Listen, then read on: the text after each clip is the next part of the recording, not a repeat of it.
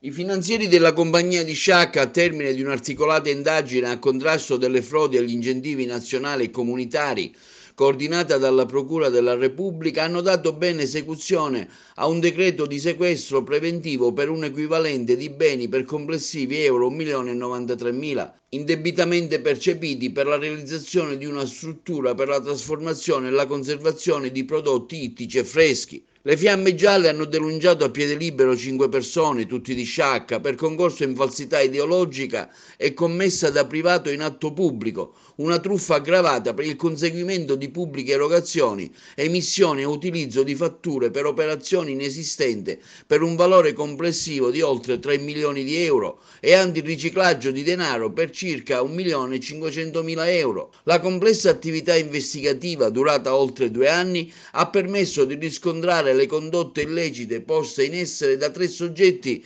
titolari di fatto e di diritto di altrettante società utilizzate per percepire indebitamente i finanziamenti pubblici. La condotta antigiuridica sarebbe stata perpetrata ricorrendo all'ausilio di 2 professionisti di Sciacca, incaricati della progettazione tecnica e finanziaria dell'intervento, i quali alla fine hanno predisposto e firmato la documentazione di rendicontazione destinata agli organi regionali per la liquidazione degli incentivi pubblici. Sono state altresì segnalate 2 società per responsabilità amministrativa derivante dal reato previsto dall'articolo 24 della legge 231/2001. Deferiti anche 3 imprenditori per il reato di emissione di fatture per operazioni inesistenti in favore della società beneficiaria del contributo pubblico. Nel corso dell'intervento è stata riscontrata infine la presenza di una costruzione abusiva in cemento armato edificata su 2 piani, senza alcuna delle necessarie autorizzazioni di edificabilità.